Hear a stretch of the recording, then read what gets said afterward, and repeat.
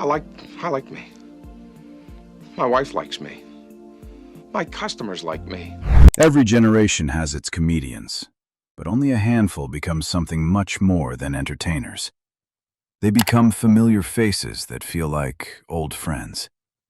Years may pass, fashions may change, and new stars may come and go, yet somehow, the memory of those people never fades. John Candy was one of those rare individuals.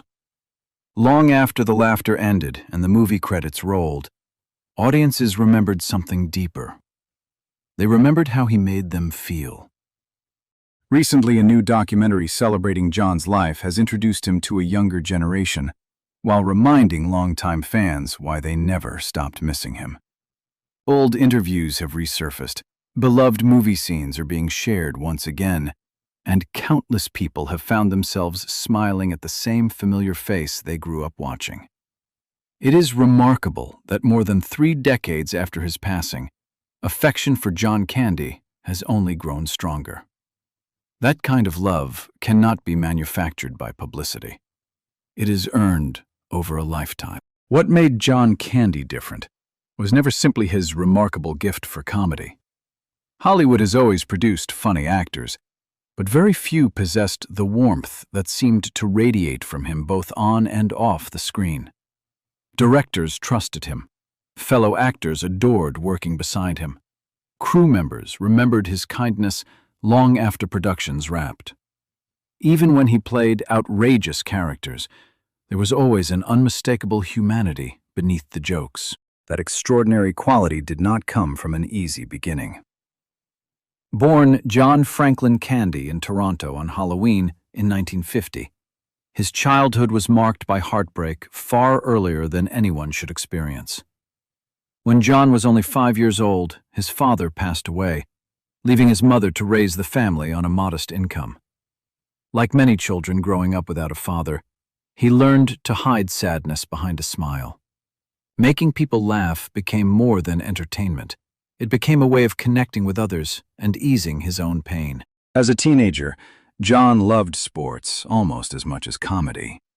He dreamed of playing football until a serious knee injury brought those ambitions to an abrupt end. Looking back, it almost feels as though fate quietly redirected him toward the stage. He eventually found his creative home at Toronto's legendary Second City, where future stars such as Dan Aykroyd, Eugene Levy, Catherine O'Hara, Martin Short, and many others were developing their craft. Yet even among so much extraordinary talent, people noticed something unique about John.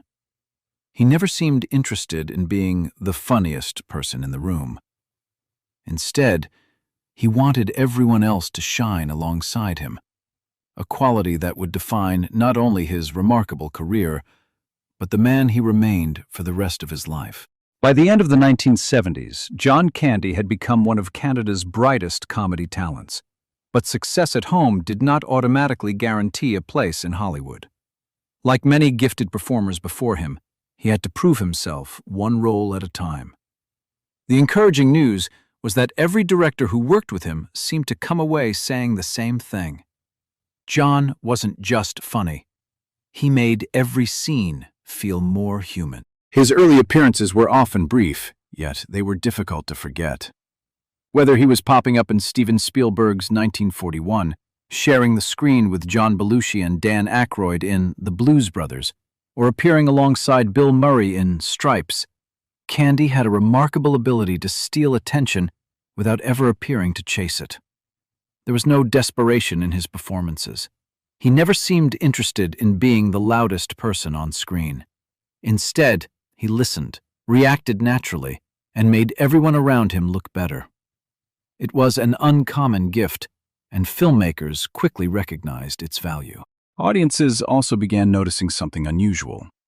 While many comedians relied on sarcasm or arrogance, John projected kindness. Even when playing eccentric or slightly foolish characters, you sensed there was a genuinely decent man underneath. That warmth became his signature, making viewers feel as though they already knew him personally. The turning point arrived in the mid-1980s. In Splash, starring Tom Hanks, Candy delivered a hilarious performance as the carefree older brother, proving he could balance outrageous comedy with believable emotion. Soon afterward came Summer Rental, his first major leading role. Playing an overworked family man desperately trying to enjoy a vacation, he portrayed someone audiences immediately recognized: a husband, a father, an ordinary person simply doing his best despite constant setbacks. His humor never came from mocking others. It came from life's everyday frustrations, making his characters feel authentic rather than exaggerated. That same year, he reunited with Richard Pryor in Brewster's Millions, where their effortless chemistry made the friendship at the center of the story completely believable. By now, Hollywood understood something important. John Candy was no longer just an excellent supporting actor. He could carry an entire film on his shoulders while making audiences laugh, care, and see a little of themselves in the characters he played. Without chasing stardom or reinventing himself, John Candy had quietly become one of the most dependable and beloved leading men in comedy. His greatest successes, however, were still waiting just around the corner, and they would transform him into one of the defining faces of late 1980s Hollywood. By the late 1980s, John Candy had reached a point that every actor hopes for. He was no longer being recognized simply as a gifted comedian from Canada. He had become a genuine Hollywood star. Yet, unlike many celebrities whose fame created distance, Candy's success seemed to make audiences feel even closer to him. There was something reassuring about seeing him appear on screen. You knew you were about to laugh, but you also knew there would be heart beneath the humor. Perhaps no performance captured that balance better than Planes, Trains, and Automobiles. On the surface, Del Griffith is impossible to ignore. He talks too much, invades personal space, and drives Steve Martin's uptight businessman to the edge of insanity. In the hands of another comedian, Del could easily have become irritating. John Candy made him unforgettable.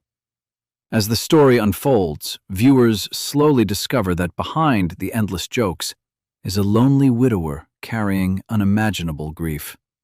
When the truth is finally revealed, the laughter gives way to something far more powerful.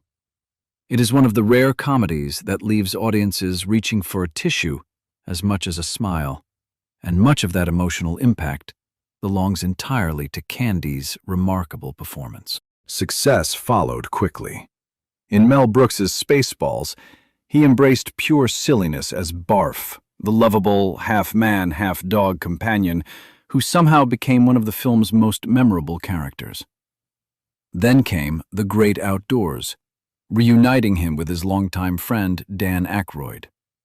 While the movie delivered plenty of outrageous laughs, what audiences remembered most was Candy's portrayal of an ordinary family man trying to keep everyone together despite endless chaos. Then, in 1989, came the role many fans still consider his finest, Uncle Buck. John Hughes wrote the character with John Candy in mind, and it is easy to understand why. Buck Russell appears irresponsible, unemployed, and completely unprepared for family life. Yet beneath the messy exterior is a man overflowing with compassion, loyalty, and quiet wisdom. Parents saw someone who genuinely loved children. Teenagers recognized an adult who listened instead of judging. Children simply saw someone who made life fun. Very few actors could connect with every generation at the same time, but John Candy managed it effortlessly. The momentum continued with memorable appearances in Home Alone and the heartfelt romantic comedy Only the Lonely, where he revealed a quieter, more vulnerable side that critics praised. Away from the cameras, he also fulfilled a lifelong dream by becoming a co-owner of the Toronto Argonauts football team, celebrating their Grey Cup championship with the same enthusiasm he brought to every part of his life. By the beginning of the 1990s, John Candy wasn't simply making hit movies.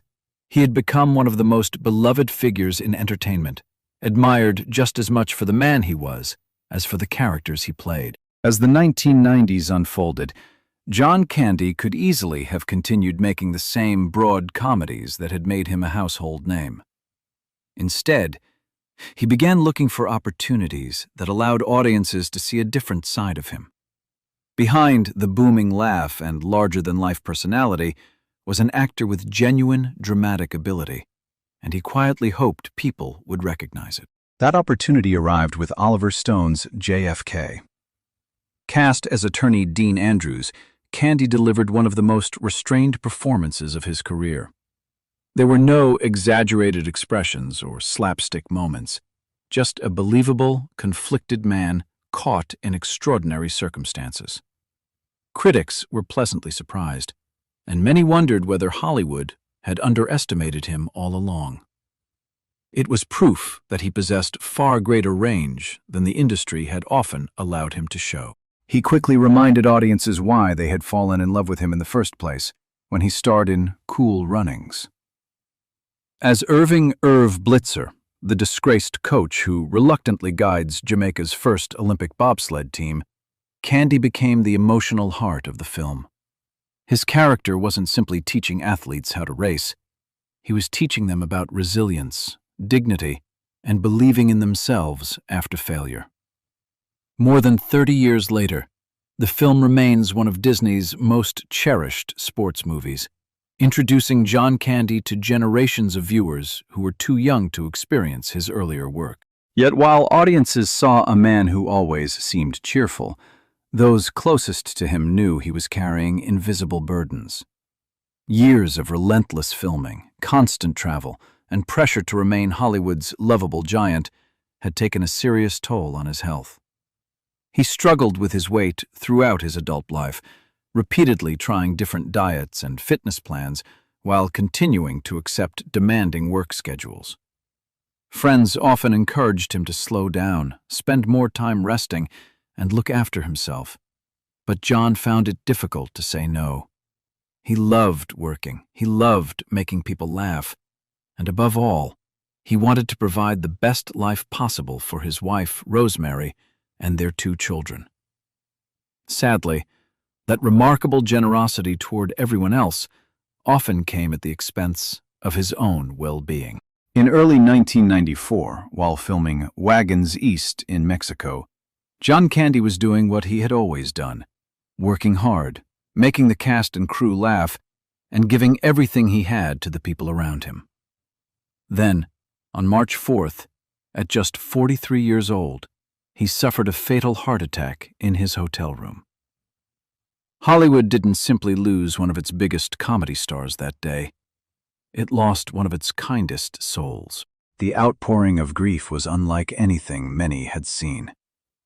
Friends including Dan Aykroyd, Eugene Levy, Martin Short, Catherine O'Hara, Bill Murray, and countless others remembered not just a brilliant performer, but a man who treated everyone with respect, whether they were a fellow star or a crew member behind the camera. That reputation has only grown stronger with time. While many celebrities are remembered primarily for their greatest performances, John Candy is remembered just as much for the goodness he showed when the cameras were not rolling. In recent years, his legacy has found new life. A new generation has discovered Uncle Buck, Planes, Trains, and Automobiles, Cool Runnings, and Home Alone through streaming platforms, while longtime fans continue introducing those films to their children and grandchildren. One of the most anticipated tributes is the documentary John Candy, I Like Me, produced by Ryan Reynolds and Colin Hanks, which aims to celebrate not only his unforgettable career, but also the generous spirit that made him so deeply loved. More than 30 years after his passing, John Candy's place in Hollywood feels more secure than ever. He is no longer remembered simply as a gifted comedian from the 1980s. He is celebrated as one of cinema's genuinely kind-hearted figures, a man who proved that making people laugh was important, but making them feel cared for was even greater. Perhaps that is why his films never seemed to grow old. Every time we watch them, it feels less like revisiting a movie and more like spending time with an old friend we still miss today.